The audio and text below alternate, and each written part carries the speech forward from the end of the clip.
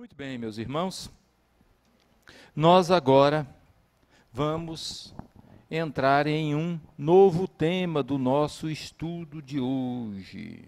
Opa! A temática de hoje é o movimento pós-Kardec. Nós já estudamos aqui, tivemos uma aula referente a Kardec, que foi dada pela Nara, logo no iniciozinho. Estudamos as obras da codificação, vimos o livro dos Espíritos, 4 aulas, depois o livro dos Médiuns, 1 aula, depois o Evangelho, 1 aula, o Céu e o Inferno, e encerramos na semana passada com a Gênese. Mas existe um movimento pós-Kardec, e nós vamos passar um pouco, até para que vocês conheçam como foi esse movimento, o que surgiu, as obras, as personagens vinculadas a este trabalho, não é? E tudo mais que envolveu esse conjunto de informações que nós hoje podemos utilizar como processos para o nosso aprendizado. O movimento pós-Kardec nós podemos dividir em etapas. Uma antes do Chico Xavier. Chico passa a ser um marco divisório desse processo. E um outro a partir de Chico Xavier. Antes de Chico Xavier, seguindo o tríplice aspecto da doutrina que nós já vimos anteriormente, nós vamos ter figuras vinculadas a cada um desses vértices da ciência, da filosofia e da religião. O Gabriel Delany e o Leon Denis na área da ciência, o Leon Denis na área da filosofia e João Batista Rustem na área da religião. A partir de Chico Xavier, então, nós temos um momento ímpar, que é quando as portas se abrem do mundo espiritual, e nós temos a partir dele aquilo que nós chamamos da complementação da obra de Allan Kardec. A parte da religião, nós comentamos do escritor Rustem, João Batista Rustem. Esse escritor trouxe essas 4 obras, que foram os 4 evangelhos. As 4 obras, elas foram comentadas por Allan Kardec na sua Revista Espírita de 1866, quando ele disse que estas obras representam um trabalho considerável e têm para os espíritas o mérito de não estar em nenhum ponto em contradição com a doutrina ensinada em O Livro dos Espíritos e em O Livro dos Médiuns. As partes correspondentes a que tratamos em O Evangelho segundo o Espiritismo o são em sentido análogo. O que é que Kardec disse com isso? Olha, essas 4 obras não têm nada contrário ao que consta na doutrina espírita, lá nas obras básicas. Por que nós trouxemos isso? Porque não é unanimidade no movimento espírita a aceitação dessas obras. Existem divisões, uns aceitam, outros não aceitam. Mas Kardec deixou claro que elas não trazem nada que seja contrária àquilo que os espíritos nos trouxeram. Depois nós temos na filosofia a figura de Leon Denis, e aí colocamos aí para que vocês apreciem as obras. Uma delas nós utilizaremos numa das nossas aulas aqui, que é o grande enigma para tratar de Deus. E temos essas todas aqui que são magníficas em termos de informações, de ilustrações, de ideias para a nossa mente. Temos ainda um outro, que foi um autor encarnado, da mesma forma que Leon Denis, que é Gabriel Delany. Fundou, não é, a Revista do Espiritismo, não é? E teve uma influência muito grande no movimento espírita. E temos dele aí estas obras, a reencarnação, não é? A evolução anímica, e a alma é imortal, obras que merecem a nossa leitura e reflexão. Este aqui é alvo de estudos na nossa casa. Ernesto Bozano, que ficou conhecido como o grande mestre da ciência da alma. O Ernesto Bozano nos trouxe essas obras que estão aí, e a obra A Crise da Morte. Ela é estudada na nossa casa em 2 momentos. Nos nossos cursos públicos das terças-feiras, no tema morte, nós temos casos tratados por Ernesto Bozano que estão inseridos, e temos um curso que vocês, mais à frente, poderão fazê-lo aqui na nossa escola, baseado nesta obra, A Crise da Morte. Outro autor encarnado, e esse, vocês todos já ouviram falar de alguma forma, William Crookes, famoso, inglês, se notabilizou, a ciência o respeita, passou a estudar os fenômenos em 1870, a mando da rainha da Inglaterra, justamente para tentar desmistificar e mostrar que aquilo não era verdadeiro. E ao final das suas pesquisas, chegou à conclusão da realidade do fenômeno espírita. Trabalhou durante alguns anos com o espírito de Kate King, que se manifestava materializando, e nestas materializações, William Crookes desenvolveu diversos estudos, mensurou o peso, temperatura, pressão e uma série de outros elementos. Esses dados, esses estudos, podem ser verificados nessa obra Fatos Espíritas, tá? Escrita por William Crookes. Um outro autor encarnado, vocês vejam, isso tudo é gente que produziu. É tudo obra que a gente pode pegar e estudar. Porque elas tratam justamente dessas linhas que nós estamos abordando aqui nos nossos estudos. César Lombroso, médico italiano, trouxe-nos esta obra, Hipnotismo e Mediunidade, e as suas pesquisas, grande parte delas sobre o fenômeno mediúnico, foram desenvolvidas utilizando a mediunidade de Eusápia Paladino, que é essa figura que nós temos aí. Isso tudo pós-Kardec. Um outro autor encarnado também, Alexandre Aksakov, um russo. Alexandre Aksakov nos trouxe essa obra, Animismo e Espiritismo, e a questão do animismo, mais à frente, estudando lá o curso O Livro dos Médiuns, vocês verão a importância do animismo nos processos mediúnicos. Um outro autor também, Camille Flammarion, cientista francês, foi citado, inclusive aqui já outras vezes nos nossos estudos, e Humberto de Campos, o irmão X, na obra Brasil, Coração do Mundo, Pátria do Evangelho, comenta que esse espírito, Camille Flammarion, abriria a porta dos mundos desenhando as maravilhas das paisagens celestes e cooperando na obra da codificação. E ele fez isso. Com esta obra, Pluralidade dos Mundos Habitados, que ele lançou quando ele tinha 18 anos de idade. E aí, depois desse período, desses autores, que nós podemos dizer autores clássicos, para utilizar essa expressão, porque fazem parte de uma gama de trabalhadores e que trouxeram conteúdos de grande valor para a doutrina espírita, nós vemos aí a obra e o surgimento do nosso Francisco Cândido Xavier.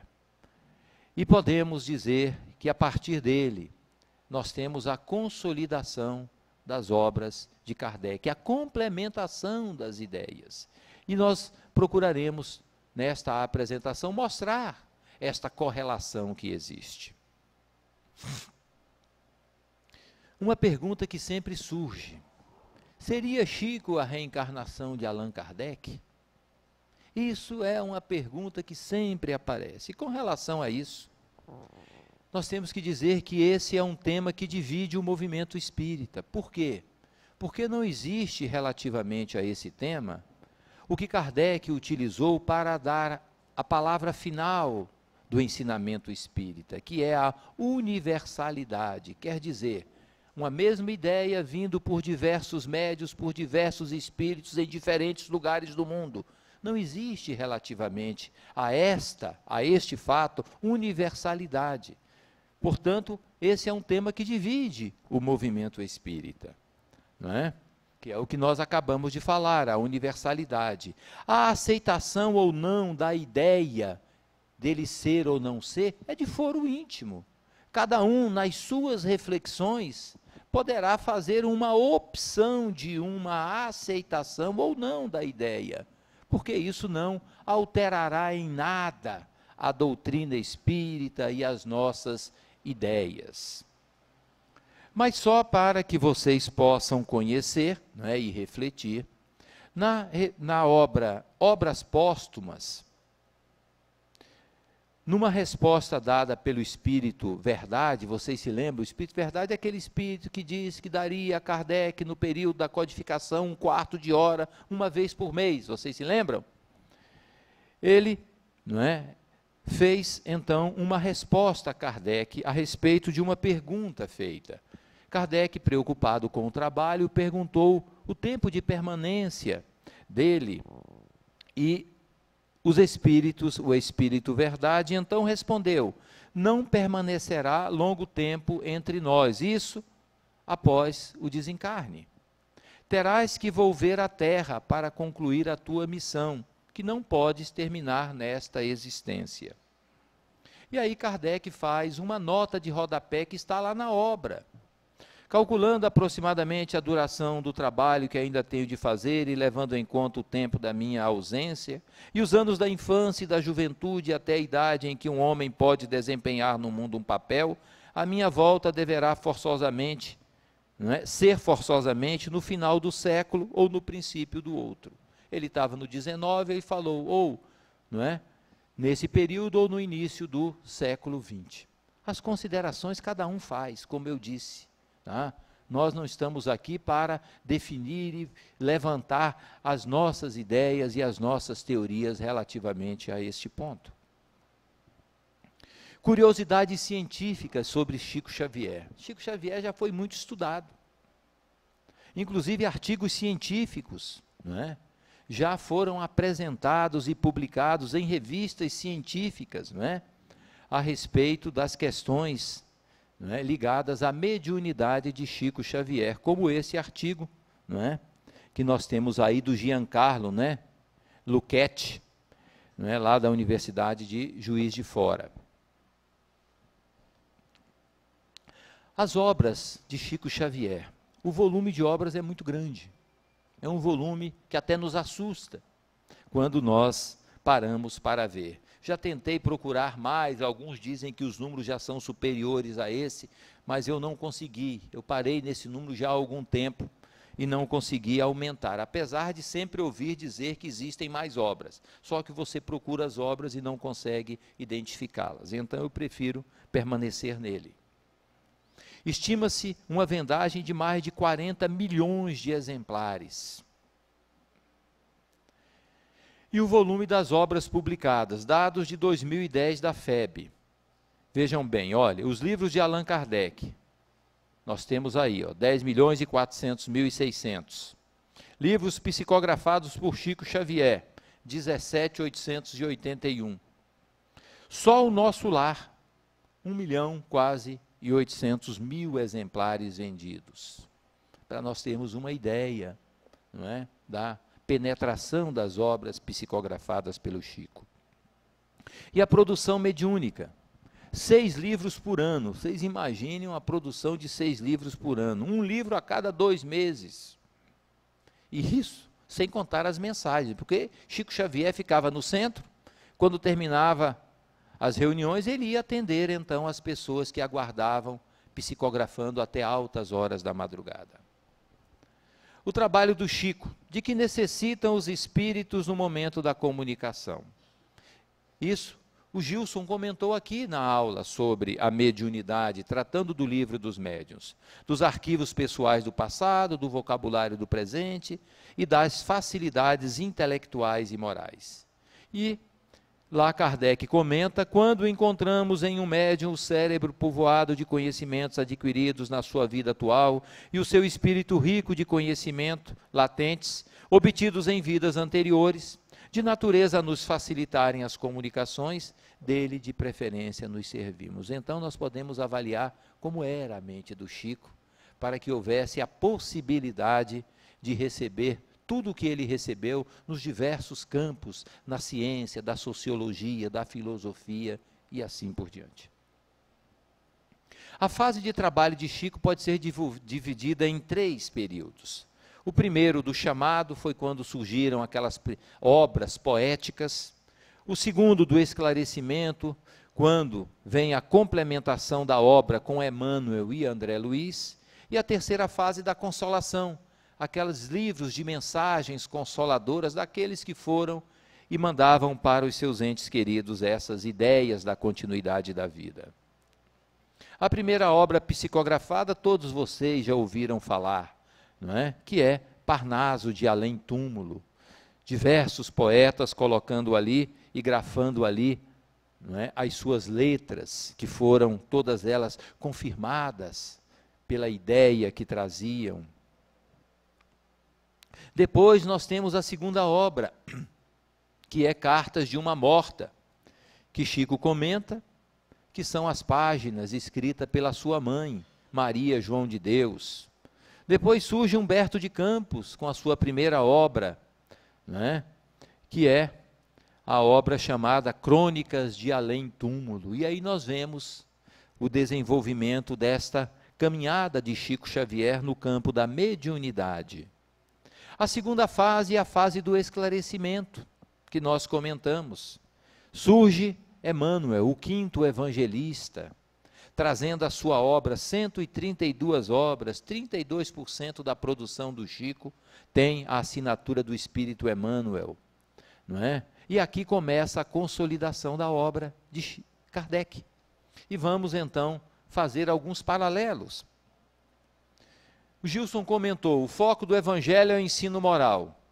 Os atos comuns da vida do Cristo e aquelas coisas todas, elas não estão no Evangelho, porque o foco é o ensino moral. Mas na obra do Chico, nós vamos encontrar a história do cristianismo, os detalhes que são descritos nestas obras que nós temos aqui há 2000 anos, 50 anos, Paulo e Estevão e Ave Cristo.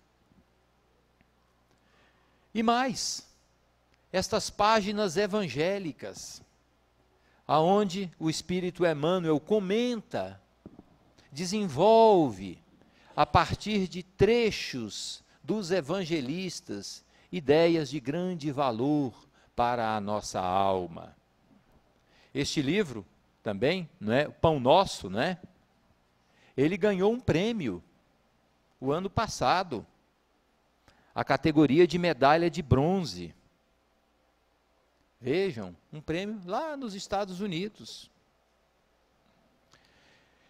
O Evangelho de Emmanuel também foi desenvolvido e comentado nessas obras. Já saiu o 5º volume. Eu não consegui encontrar a imagem na internet, que é Atos dos Apóstolos. Mas nós já temos Mateus, Lucas, João e Marcos. E agora saiu Atos dos Apóstolos. São comentários dos evangelhos, dos evangelistas feitos, né, nas diversas obras de Emmanuel, uma compilação feita pela Federação Espírita Brasileira e coordenada pelo Saulo César, que esteve aqui na nossa casa. Quem é que se lembra do Saulo aqui? Quem assistiu? Lá atrás, pouca gente, mas não é, já esteve aqui, inclusive, fazendo uma palestra. A segunda fase ainda de esclarecimento com o surgimento de André Luiz. Nós temos 37 obras, 9% da produção do Chico são as obras de André Luiz. Aqui se inicia o descortinar do mundo espiritual. André Luiz abre o mundo espiritual para a gente, mostrando uma realidade com detalhes. Nós vimos aqui essas duas obras, elas foram apresentadas, Livro dos Espíritos, Céu e o Inferno. E nós temos lá no Nosso Lar e em Os Mensageiros, a abertura desta realidade. Em nosso lar é o mundo espiritual se abrindo, os espíritos, a convivência, as relações, a vida, o trabalho, da mesma forma em Mensageiros. Vimos nessas duas obras aqui, pluralidade das existências, as leis de causa e efeito são comentadas nessas duas obras, mas nós temos a complementação e a explicação disso, detalhadamente, nessas obras de Chico Xavier, por André Luiz. E mais, o livro dos médiuns, que foi dado aqui, nós temos também, nos domínios da mediunidade, libertação, sexo e destino, explicações e desenvolvimentos acerca das questões da mediunidade, porque as linhas gerais, o princípio está em O Livro dos Médiuns. O desenvolvimento e as aplicações nós conseguimos entrar nas obras de Chico Xavier. Não é? Tipo de mediunidade, efeito moral do médium, tudo isso o espírito André Luiz comenta nestas obras. E mais, as obras que nós temos aqui, de Kardec, explicando o perispírito, criações, obsessão, sexo, mediunidade, e André Luiz, evolução em dois mundos, mecanismos da mediunidade, faz o desdobramento de todas estas ideias.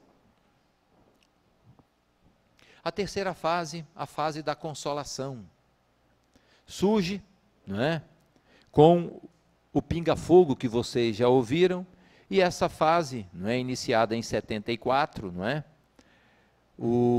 tem uma importância muito grande dentro da obra do Chico Xavier. Nós vamos ter a partir daí, como disse, o desenvolvimento e o aparecimento dessas obras, dessa coletânea de mensagens consoladoras para tantas pessoas. Humberto de Campos também nós não podemos esquecer, e as suas obras, que vieram pela mediunidade do Chico Xavier, 4% delas. O ensino moral também, não é? Que nós vimos no Evangelho, que é o foco, o desdobramento dos atos da vida do Cristo, na complementação, nós vamos encontrar em Boa Nova. Todo o desenvolvimento, o contato de Jesus com os apóstolos, com a samaritana, as conversas de Jesus são ali desenvolvidas e explicadas de uma forma belíssima pelo Espírito Humberto de Campos. São 30 episódios vividos por Jesus e descritos nesta obra. O Pinga-Fogo que comentamos e que trata de diversas obras, são 45 anos do Pinga-Fogo. Há 45 anos atrás, num programa de televisão, na Rede Tupi, Chico Xavier respondia perguntas sobre os mais diversos temas, numa atualidade que hoje nós verificamos e que na época muitas representavam um grande tabu, inclusive para que fossem respondidas e apresentadas da forma como Chico Xavier o fez. Outras obras de Emmanuel, A Caminho da Luz, é uma continuidade da Gênese, mais uma complementação, vejam. Outras obras de Emmanuel, no campo da ciência, da filosofia e da religião, como uma continuação das obras da codificação, continuando o Livro dos Espíritos, o Consolador, inclusive com a mesma metodologia de perguntas e respostas. O Livro dos Médiuns, nós temos em Seara dos Médiuns. O Céu e o Inferno, nós temos em A Justiça Divina. Até a confirmação da autenticidade de Chico foi motivo de obra. O Carlos Parandréia tem uma obra que trata justamente desse estudo, mostrando a autenticidade, inclusive de assinaturas, que vieram por meio da mediunidade de Chico Xavier. A última obra lançada que nós temos, Ciência, foi essa, Militares no Além, que tem o seu prefácio, assinado por Ana Nery, que foi a primeira profissional da enfermagem do Brasil, que morreu na Guerra do Paraguai. Chico está nas redes sociais. Se vocês entrarem lá, vocês vão encontrar nas redes sociais. E nós temos ainda, além do Chico, alguns outros, né? Autores que não podemos esquecer. Esse é Hernani Guimarães Andrade, que já foi comentado aqui, e que também nos deixou essas obras que estão colocadas aí, obras de grande valor.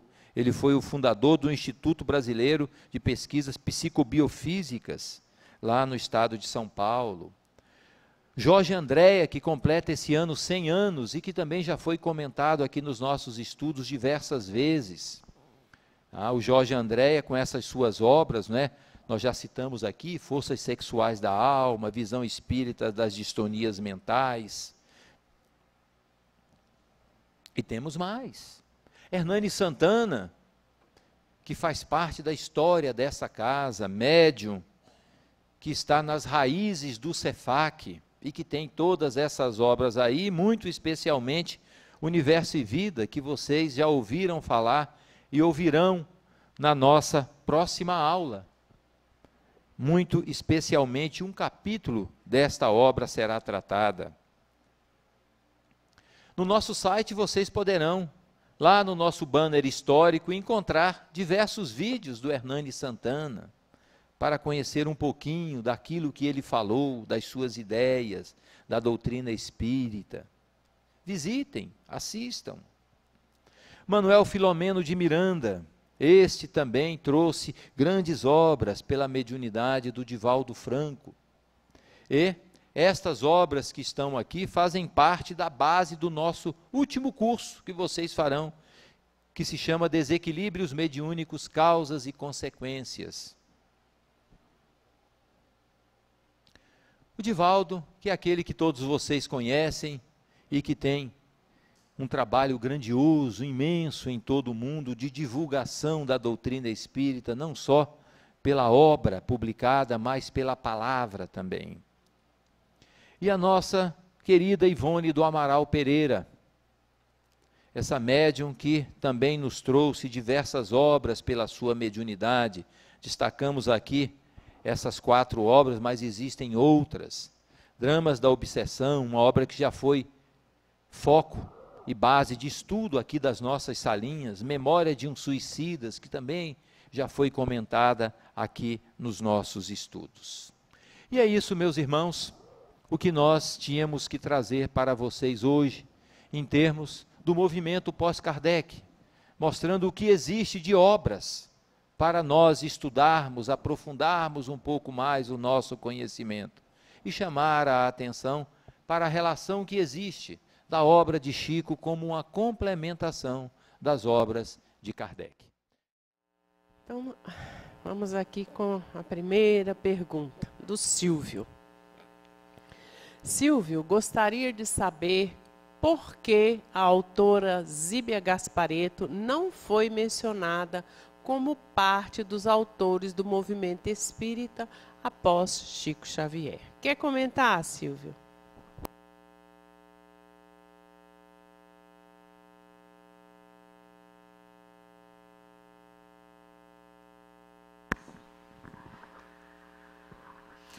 Nós vimos que o Edilson comentou que foi apresentado nomes, vamos assim dizer,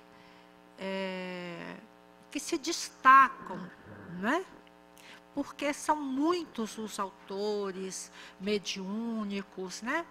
Ou não mediúnicos, que trabalham na divulgação da doutrina espírita, de grandes nomes, com grandes contribuições. E se ele fosse colocar todos, apresentar todos, ia cansar muito vocês, né? Então, a nossa casa também divulga obras e escritores encarnados, desencarnados, justamente aqueles que complementam os nossos estudos e o objetivo da nossa casa no desenvolvimento dos princípios da doutrina espírita, deixando liberdade para os demais, né, lerem, se deliciarem também com as outras obras. No caso da Zíbia Gasparetto, ela se destacou na parte de romances, para quem gostam, né? Os que gostam desse tipo de literatura. E nós estimulamos essas literaturas que nós,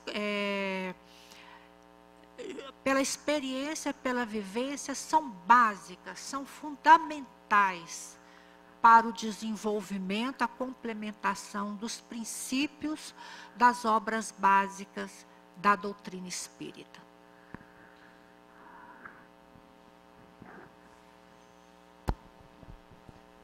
Não temos perguntas.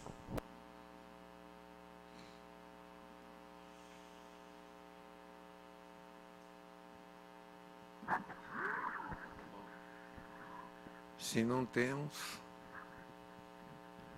aguardamos. Vocês são os elementos principais dessa reunião, nessa fase. Vão pensando e elucubrando aí para fazer as perguntas. Eu vou fazer uma perguntinha aqui para ocupar o tempo, né? Vou perguntar para o Edilson para ver se ele sabe responder. O que representa o Chico Xavier para você, Edilson?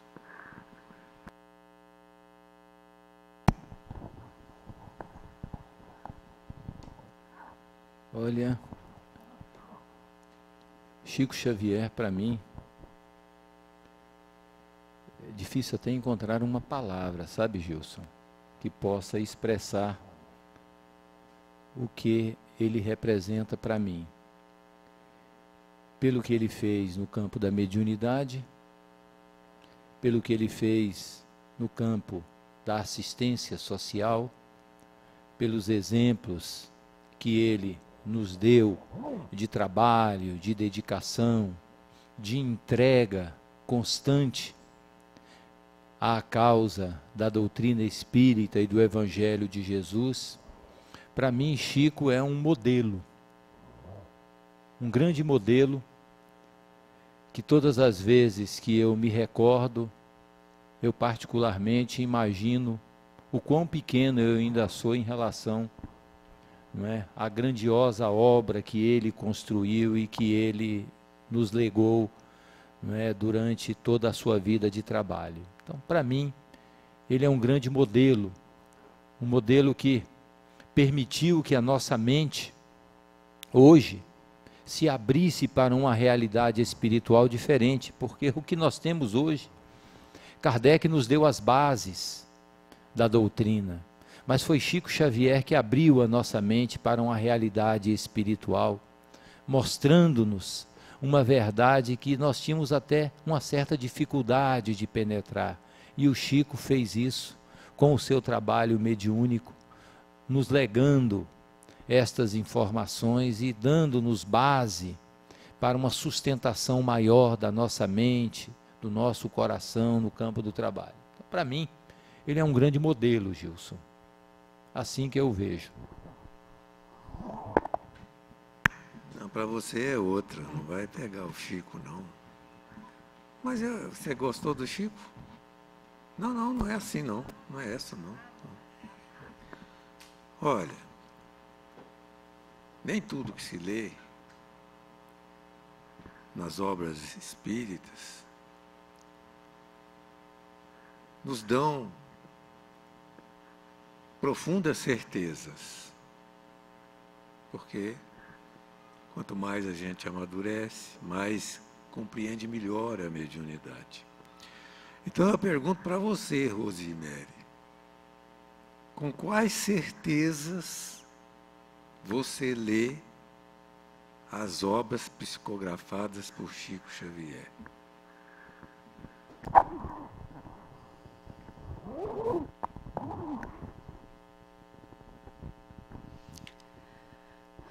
A certeza de que eu estou lendo uma obra psicografada pelo maior médium que nós já tivemos aqui no nosso planeta. Com uma capacidade mediúnica que é difícil até a gente encontrar palavras para avaliar.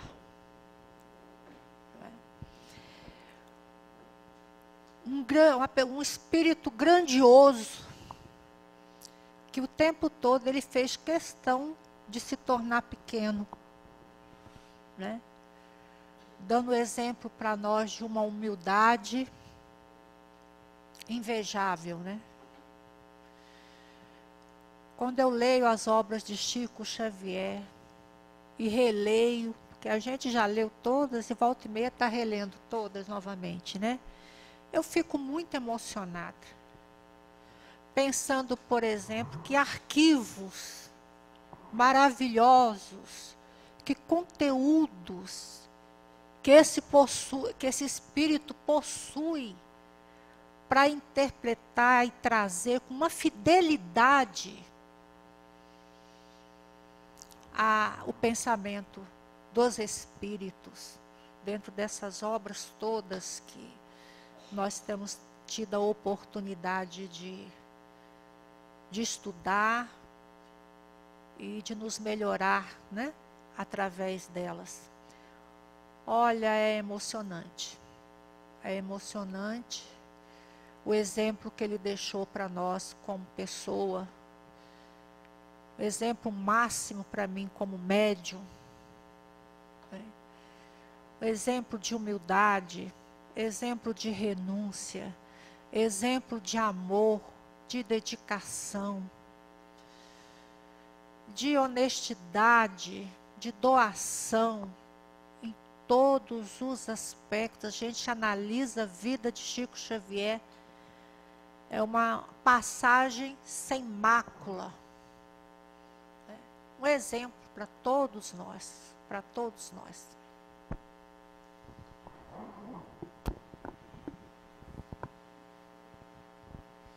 Laís está ali. A Federação Espírita faz algum tipo de seleção quanto aos livros editados?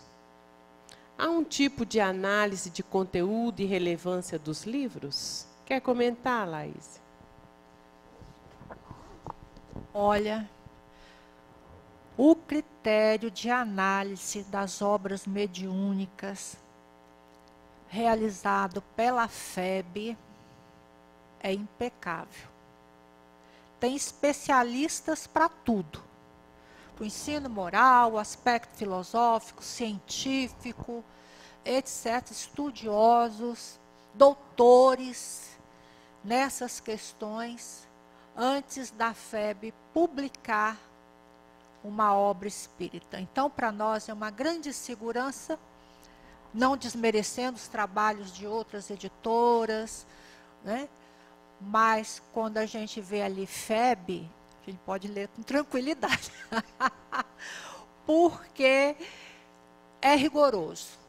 O critério de análise, de seleção, antes de se colocar, de fidelidade, principalmente, aos princípios da doutrina espírita, que são analisados rigorosamente, são equipes e mais equipes que realizam esse trabalho quando um livro é publicado, né, lançada a publicação pela Federação Espírita Brasileira.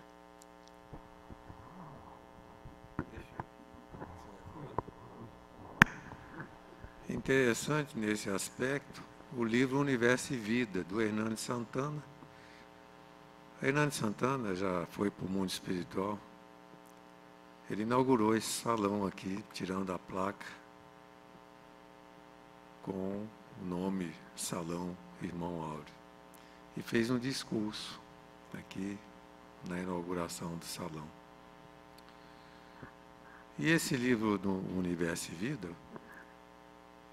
ele contém no seu bojo todas as ciências e histórias com H maiúsculo e filosofias e etc. É um livro compacto, fininho, mas que aborda de tudo. no interesse da evolução da humanidade, da evolução do espírito. Então, o nome do livro, inclusive, Universo e Vida, já é expressivo nesse sentido do seu conteúdo. E ele contava para a gente que ele era nosso amigo, tal, da intimidade. Quando ele vinha em Brasília, veio algumas vezes, ficou lá em casa, etc. Eu conheço ele desde criança, conheci, né? Na casa do meu pai, etc. Ele era também muito jovem, mas era um pouquinho mais velho que eu. E tinha laços de amizade. E ele contava os detalhes, né, da análise do Universo e Vida. Temas de física iam para professores universitários das universidades diversas e diversos professores. O Dr. Thyssen, que era o presidente da FEB na época, era um homem de grande cultura e muito relacionado. Ele mandava os temas para diferentes pessoas de autoconhecimento dos assuntos ali abordados para serem verificados em termos do conhecimento humano, da ciência, da filosofia, da história, para ver a correção das revelações. Então, vocês vejam, os livros da FEB são todos assim, como a Rose muito bem explicou, de alta confiabilidade. Então, nesse aspecto, nós ficamos tranquilos quando estamos estudando uma obra de origem febiana. Essa tranquilidade não é assim tão geral, não é? Para outras editoras. Muitas vezes a gente vê pessoas aí entusiasmadas demais com certos argumentos do contexto de certos livros, que de alguma forma nós não temos nenhuma afinidade com aqueles pensamentos, com aquelas, entre aspas, revelações, mas nós não podemos ficar aí fazendo o índex do espiritismo, como se poderia dizer. A Igreja Católica fez, né? E botou as obras espíritas nesse índex, inclusive, ao tempo de Kardec. Quando Kardec publicou o Evangelho segundo o Espiritismo, 30 dias depois, as obras espíritas foram para o índex da Igreja, ou seja, proibidas. Muito bem, nós não podemos fazer a mesma coisa, mas alertamos sempre, olha, é preciso ir nos fundamentos. Por exemplo, ler as obras do Chico Xavier, por qualquer editora, né? É um mérito extraordinário de fidelidade às expressões da espiritualidade superior em todas as condições da vida dele, etc. O mesmo não acontece com todo mundo. Aliás, é muito bom que isso não aconteça mesmo, sabe para quê? Para desenvolver a nossa inteligência. Porque se nós, tudo que é obra, pudéssemos pegar e dizer isso aqui é verdade, nós não desenvolveríamos a nossa inteligência. Uma das formas de desenvolver a inteligência é a dúvida cartesiana, não é?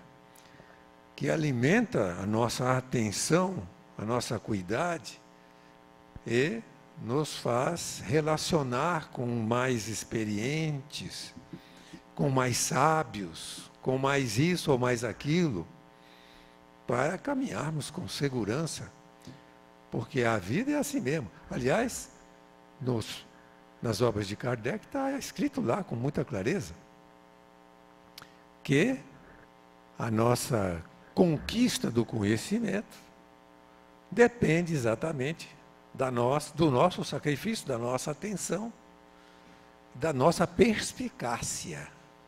Quer dizer, nós temos que desenvolver a inteligência. O espiritismo não é uma coisa que você lê e dorme sem raciocinar, sem pensar e fica repetindo igual papagaio. Pelo contrário, é das ciências, porque é uma ciência realmente, a mais complexa, porque lida exatamente com as realidades do espírito e do mundo espiritual, que não é visível a olho nu. Interessante um comentário que o Gilson fez, e pegando essa linha, o Chico, praticamente 60% da produção que ele tem, em termos de autores, elas foram publicadas pela Federação Espírita Brasileira, as obras de Emmanuel, as obras de André Luiz, as obras de Humberto de Campos. Então essas aí são obras, não é, da Federação Espírita Brasileira. Agora, quando entrou naquela terceira fase do Chico, que é a fase da consolação, nós vamos ter aí diversas outras editoras assumindo o trabalho do Chico, como a Comunhão Espírita Cristã, IDE e tudo mais. E numa característica muito interessante, porque o Chico, não é, como as obras da Federação também, para essas outras editoras que estão ligadas a instituições espíritas, ele fez a doação de todos os direitos autorais, não é? Porque o Chico não ganhou nada da sua produção mediúnica. Então todas essas editoras, não é, recebiam os direitos autorais que aplicavam nas suas instituições em trabalhos assistenciais. Então existe aí em torno de 40% da obra do Chico que estão em outras editoras, mas são obras do Chico, essas obras de consolação.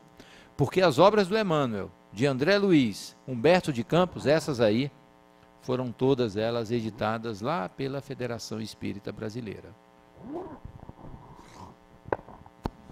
Vitor, lá.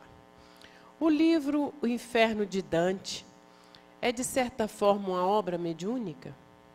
E existe alguma obra com tamanho detalhamento dos mundos desenvolvidos? Quer comentar, Vitor? Não?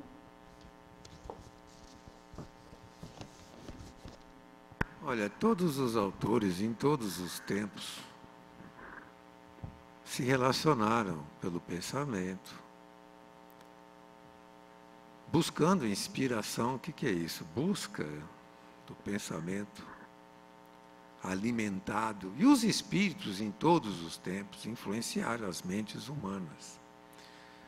Então, nós podemos considerar que, mesmo fora do Espiritismo, muitos autores, ao descreverem as suas visões,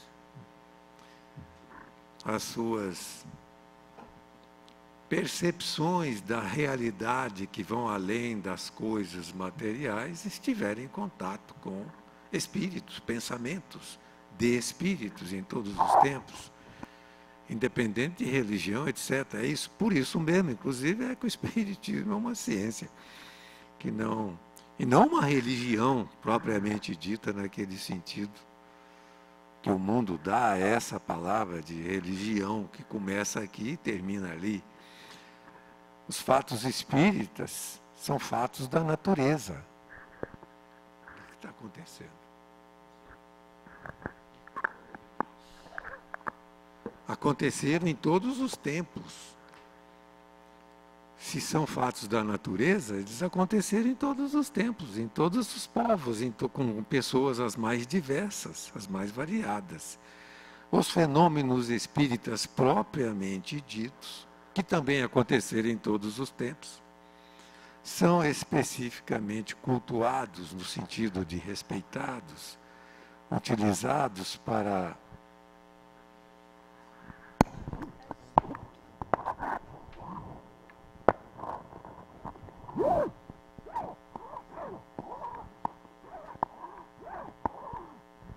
Está estranho isso, hein? Está parecendo um fenômeno espírita. Então é isso. Sem muitas... O negócio hoje está importante. Fenômeno espírita para todo lado. Então é isso. Provavelmente outros, né, que se transformaram em pessoas capazes de prever o futuro e etc., entrarem em contato com realidades no mundo espiritual. Agora, a fidelidade das coisas, a realidade das coisas, é isso que nós precisamos estudar no Espiritismo para alcançar certezas quanto às limitações que essas pessoas têm para poder interpretar realidades do mundo espiritual. Porque tem gente que gosta de acreditar do jeitinho que as coisas vêm e engolir tudo, não é? Até dentro do movimento espírita, dentro de autores espíritas, que são até, de certa forma, respeitados, etc. Não estou falando do Divaldo Franco, porque todo mundo, quando a gente fala autor respeitado, pensa no Divaldo e pensa que a gente está falando do Divaldo. Eu não estou. Eu não me meto com o Divaldo Franco. Ele é respeitável mesmo. Mas muitos, né, lançam suas obras e tal, e os espíritas vão acreditando em tudo que está ali, do jeito que está ali, engolindo tudo, etc. Não é assim que deve ser entre nós. Nós devemos cultivar a nossa inteligência, a nossa capacidade de raciocínio, para poder crescer dentro do contexto, e não virar uns crédulos, capazes de ficar repetindo coisas que não são tão assim como são ditas, como se elas fossem a verdade absoluta de todos os tempos. Vocês estão me entendendo? Estão mesmo? Pois é, eu levei muito tempo para ter essas certezas que eu estou passando para vocês. Porque no começo não tinha gente experimentado bastante nessas teses para explicar para a gente aprender enquanto a gente era mais novo. Não é? Era mais uma sequência de repetições das obras espíritas, sem muita tergiversação. Mas no momento nós estamos precisando, porque naquele tempo também não tinha quase obras, muito poucas. Hoje é uma montanha de livros, não é? Uma produção literária absurda, que não dá para entender. Por exemplo, a Zíbia Gasparetto, que foi citada aí, ela já deu entrevistas em revistas e tal, que não tem mais nada a ver com o movimento espírita. Ela não se considera mais espírita. As obras que está produzindo são como se foram obras de ficção, e acabou. Para ela acabou. Mas ela passou uma boa temporada como médium, engajada no movimento e repassando as suas obras dentro do quadro daquilo que nós consideramos obras espíritas legítimas, etc. Temos nada contra a beleza das obras dela, espíritas ou não. O que nós queremos criar aqui nesse diálogo fraterno é o conteúdo do amadurecimento perante as coisas que nós estamos lendo. Não podemos virar Maria vai com as outras. Primeiro porque não somos Maria. Não é, Edilson? Você não é também?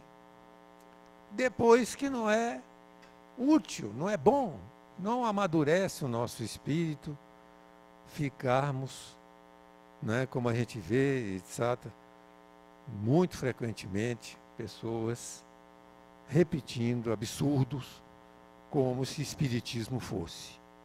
Tá certo? Vocês me entenderam? Só um grupinho aqui que me entendeu. Os outros me entenderam? Beleza. É só um pequeno comentário, né, diante da pergunta que ele fez. É importante a gente ter em mente, e de uma forma bem clara, que o escritor, tá, quando está produzindo alguma obra, ele muitas vezes reflete naquela obra as ideias e as ligações mentais que a sua mente estabelece. André Luiz, inclusive, nas suas obras, descreve fatos como esse. Então, as companhias, as ideias, o que ele alimenta, tudo isso passa a influenciar naquilo que ele vai expressar. No contexto da pergunta que o Vitor fez, citando, não é, a obra do Dante, nós comentamos na aula, inclusive, referente ao céu e o inferno, não é? Que o homem teve a capacidade de desenhar, não é, as questões do inferno, porque reflete uma realidade que é a realidade que nós conhecemos, mas não teve a mesma facilidade para desenhar, não é, as alegrias do céu, porque são realidades também que nós desconhecemos. Isso aí Kardec inclusive desenvolve lá na obra O Céu e o Inferno.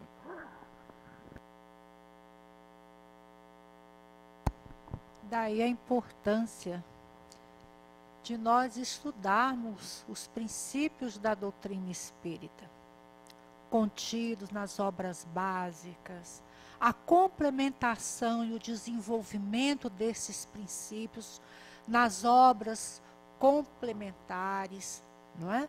Porque nós temos condição depois de avaliar as outras obras.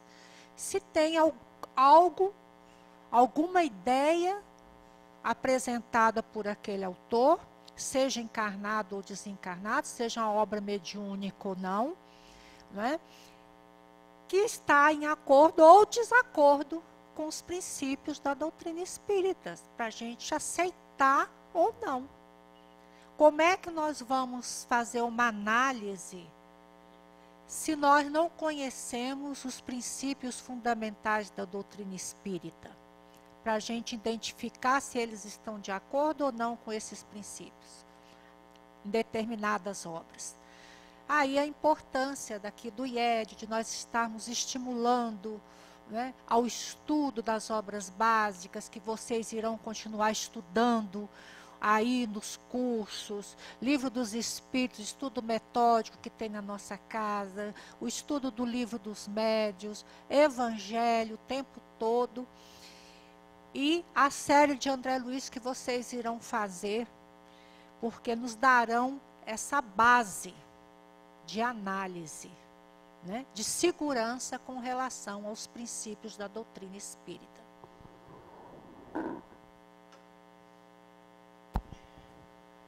Fernando?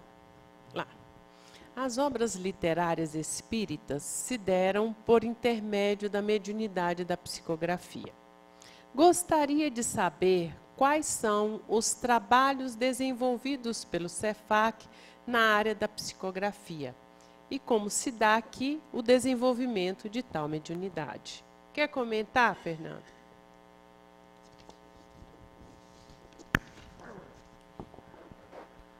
O desenvolvimento da psicografia se faz como o desenvolvimento de todas as outras formas de mediunidade na nossa casa, pelo processo da experimentação. A nossa casa possui 2 grupos que trabalham na área da psicografia com a parte de treinamento e experimentação. Então, os nossos estudantes, depois que passam do curso do Livro dos Médiuns, depois que passam pela parte do desenvolvimento mediúnico, que eles são encaminhados para as atividades de acordo com as suas escolhas, eles poderão também optar por participar do trabalho e do desenvolvimento da psicografia, que é uma atividade que ocorre às terças-feiras na nossa casa. Então, a nossa casa tem um trabalho desenvolvido nesse campo. No nosso grupo também, de reunião mediúnica, que é o grupo Irmão Áureo, que ocorre uma vez por mês, e que já foi comentado aqui em outras oportunidades, no qual recebemos as orientações da nossa casa, dos mentores da casa, existe também para todos os participantes uma atividade de exercício da psicografia, onde esses trabalhadores também recebem pequenos trechos, pequenas mensagens que são lidas de diversos temas. Então, a psicografia também está na nossa casa, faz parte dos nossos trabalhos, faz parte dos aspectos de desenvolvimento da mediunidade.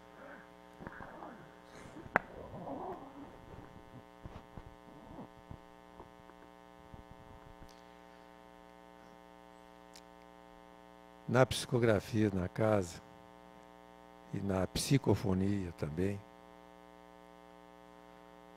Ao longo do tempo foram registradas as mensagens direcionadas para o centro espírita.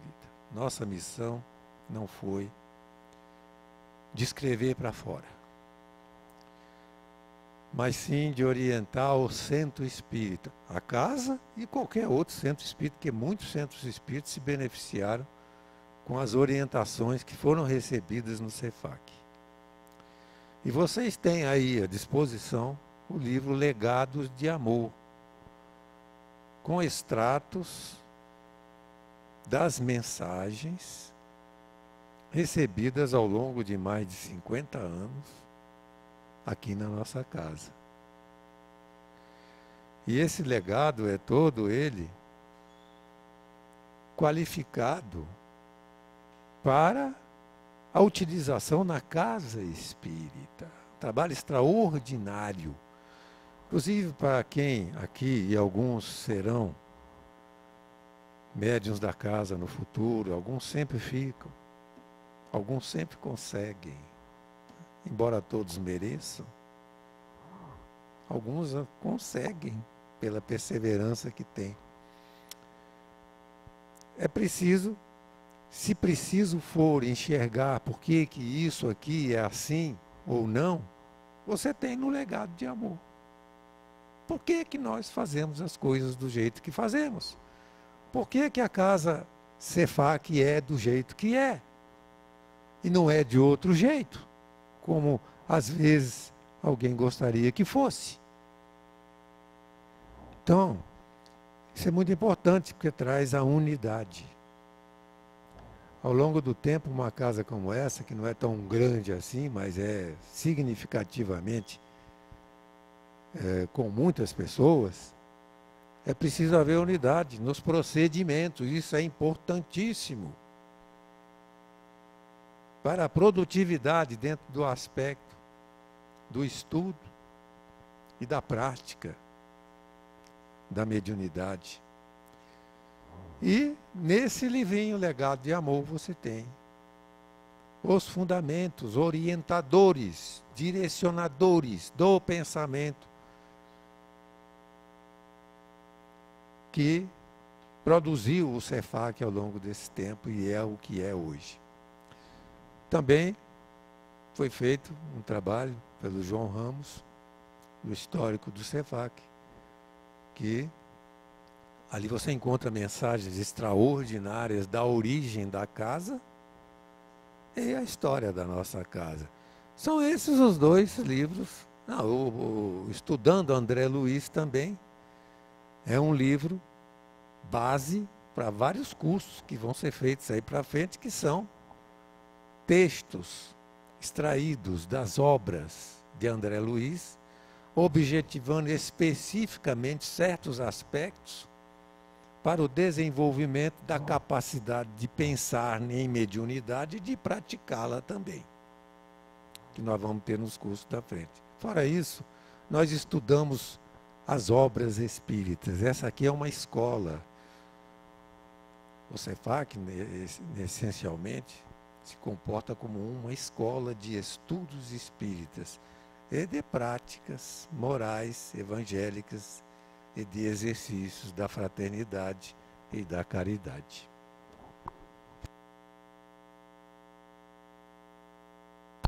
Cleonice, aqui. Gostaria de saber se Chico Xavier já encaminhou alguma comunicação a algum médium após o seu desencarne. Quer comentar, Cleonice? Olha, existem diversas informações de comunicações que vieram do Chico Xavier. Se você entrar na internet e fizer procura, você com certeza encontrará uma infinidade dessas informações em diversos locais do Brasil. Então, é o que existe, né, em termos de informação.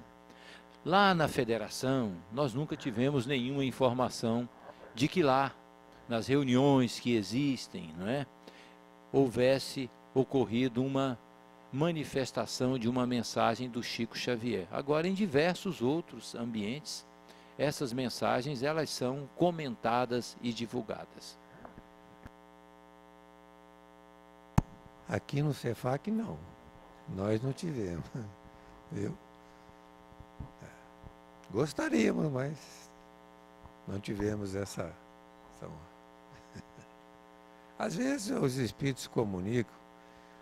Para nós o nome é muito importante. Sempre foi, sempre será. Não é? O nome do espírito, principalmente para assuntos familiares. E o Chico é uma família para nós, está na nossa família mental, né? Moral, etc. Mas para os espíritos propriamente ditos, a questão do nome não é importante. Eles trabalham com a mensagem.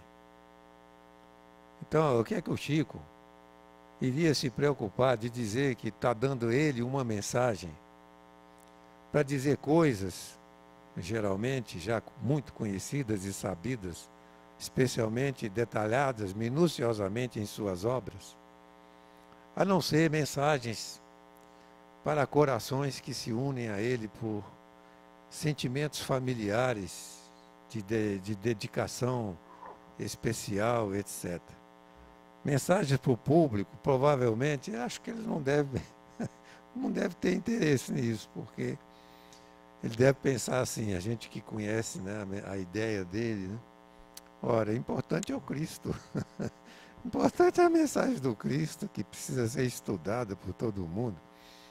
Mas não vamos desmerecer nenhuma comunicação que tenha havido e que tenha nome do Chico, etc.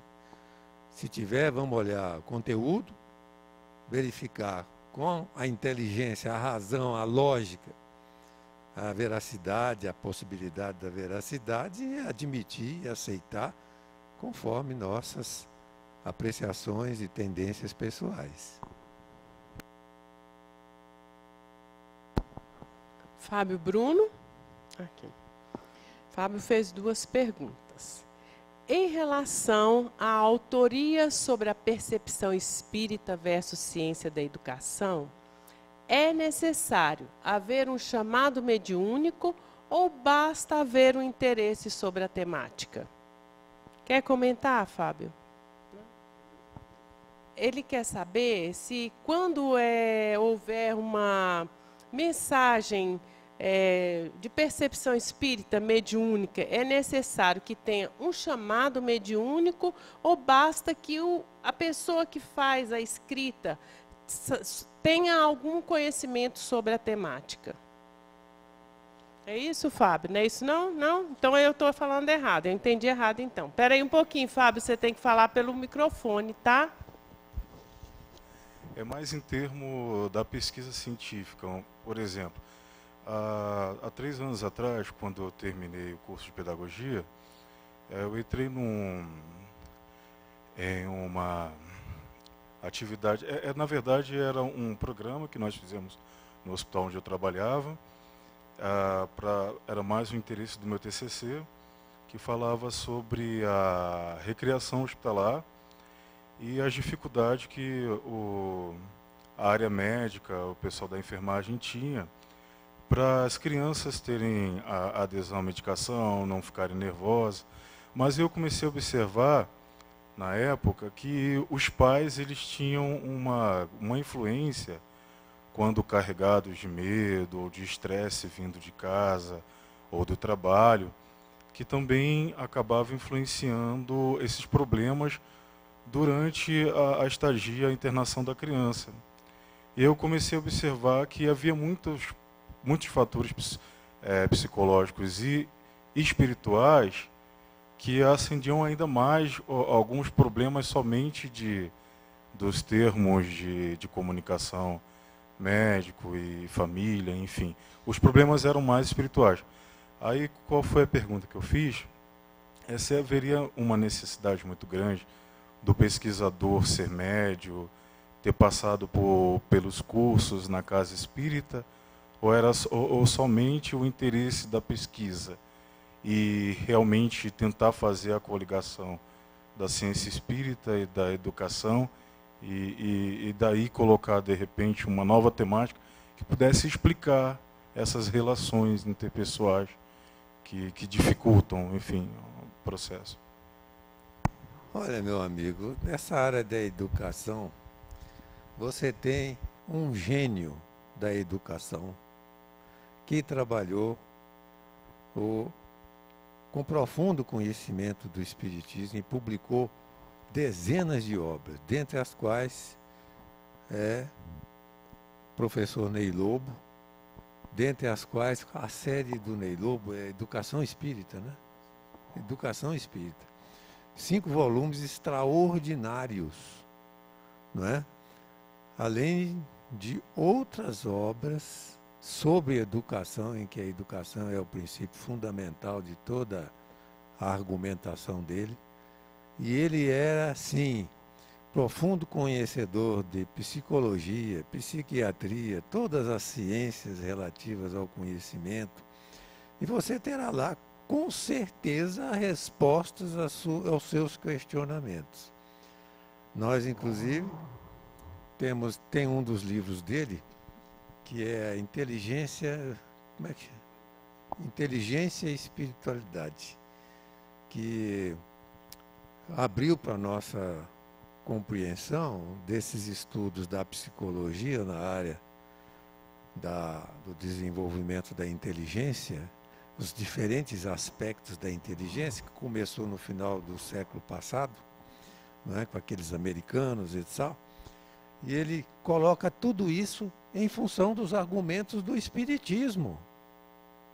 Ele faz o jogo da tese com os argumentos psicológicos, especializados da mediunidade, etc., trazendo para pessoas da área da educação uma capacidade muito maior de visão dos processos educacionais e da visão das possibilidades de atuar no campo do desenvolvimento das inteligências com mais perspicácia, utilizando as pesquisas e os conhecimentos que foram alcançados pelos pesquisadores da ciência propriamente dita, da psicologia.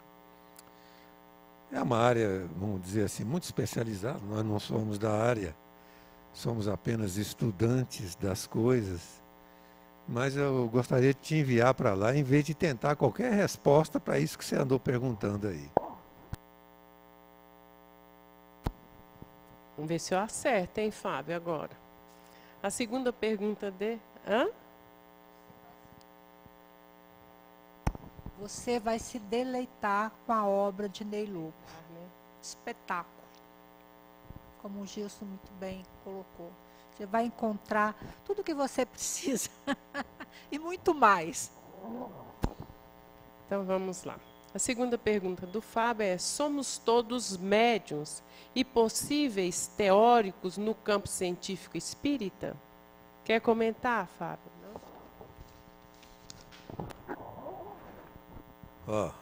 Possíveis teóricos no campo científico espírita jamais. Não é assim, é por aptidão. O espírito tem que ter uma formação e traz de outras encarnações essa aptidão. Você vê, o sujeito pode ser muito inteligente e não ter aptidão nenhuma para a pesquisa científica propriamente dita. Então, a própria ciência se desenvolve em diversos ramos, diversas percepções das realidades, etc. Agora, que somos todos médios, não tenha dúvida. O bem e o mal que fazemos, nunca estamos sós, não é? Nunca estamos sós. Estamos sempre acompanhados. Infelizmente, quando nos voltamos para a prática do mal, somos o médium de uma multidão de espíritos, porque se os bons têm o que fazer, e nem todos estão ali à nossa disposição todo o tempo, quando nós estamos fazendo o bem, os maus estão vadiando, procurando exatamente cabeças vazias e corações fúteis para inserir ali as suas misérias morais. E é isso que nós temos que prestar atenção.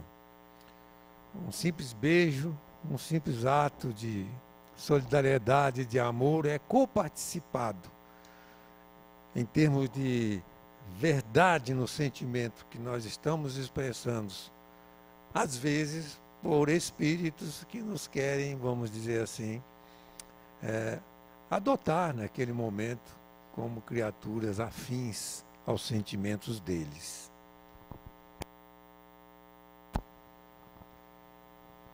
Leonora, aqui.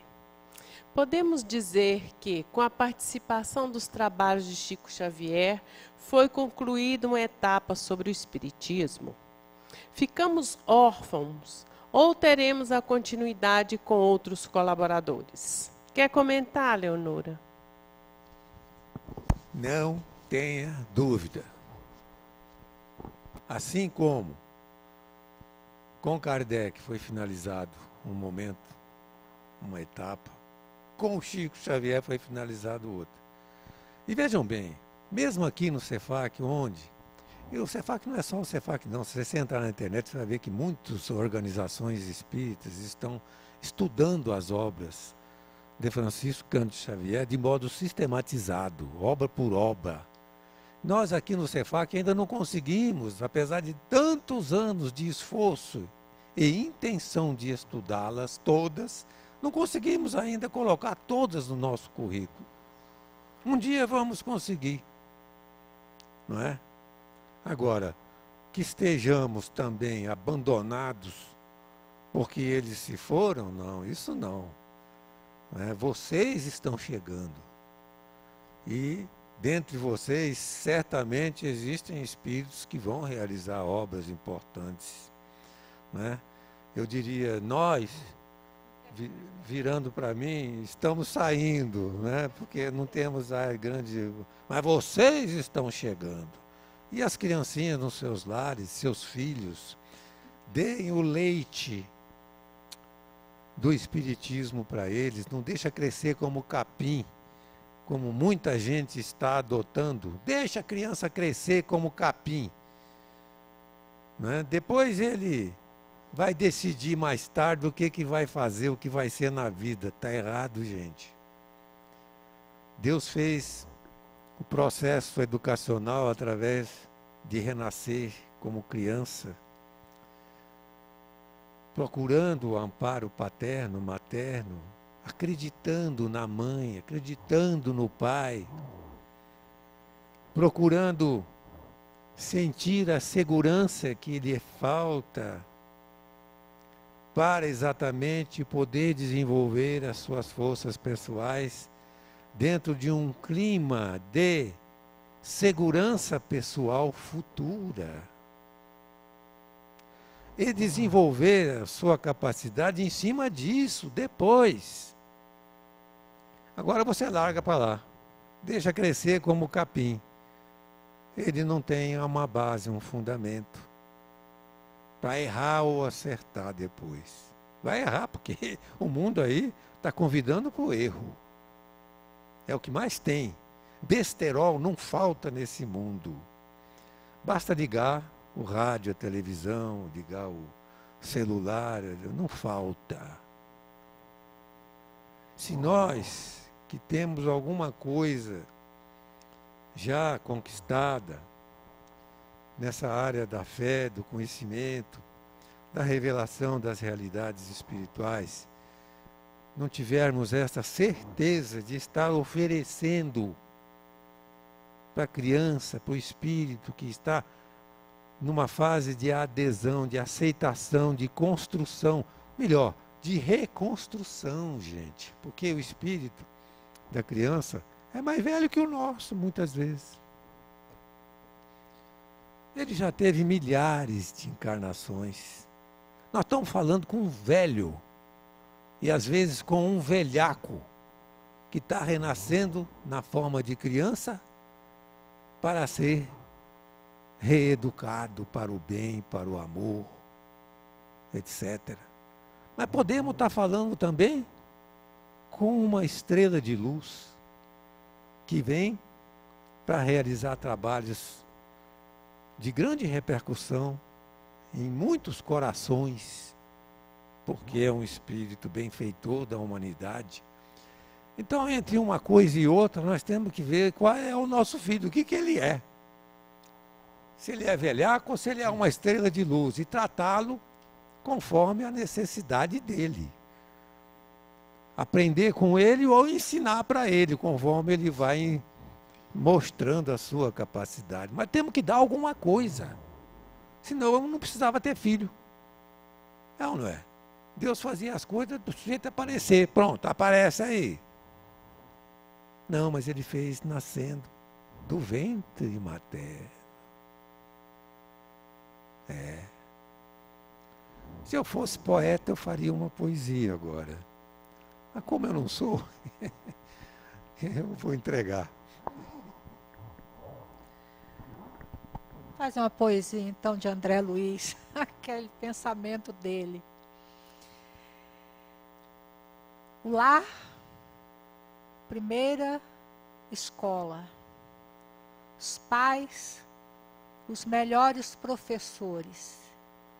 Primeiro dia de vida do filho, primeira aula que ele recebe. André Luiz. Lígia, Maria Lígia, lá atrás. Foi dito que o Espiritismo mudou após Chico Xavier. Essa mudança ocorreu somente no Brasil ou nos outros países também? Quer comentar, Lígia? Não?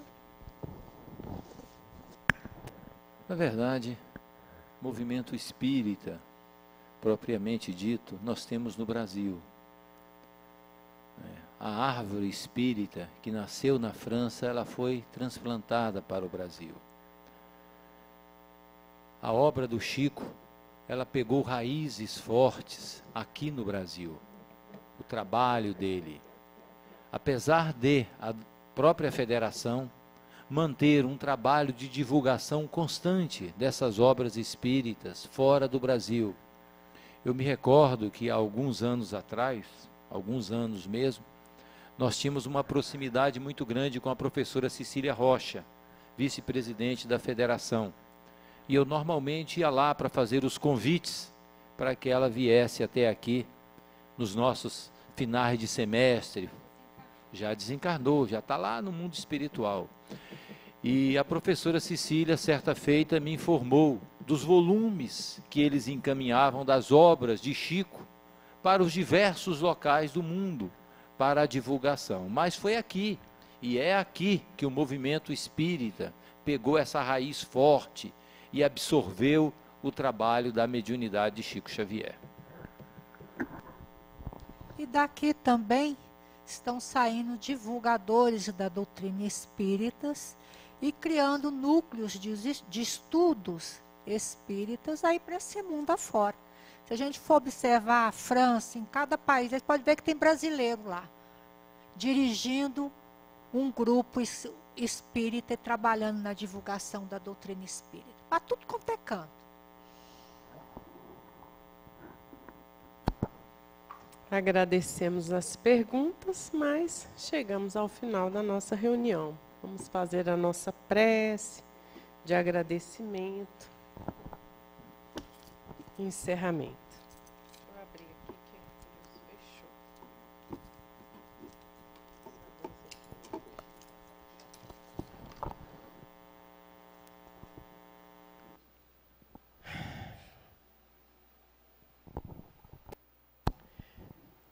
Mestre querido, agradecemos pela oportunidade do estudo.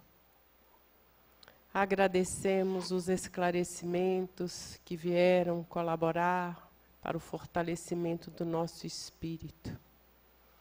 Te rogamos, Senhor, que nós possamos alargar este conhecimento, encontrar dentro de nós a perseverança no caminho do saber.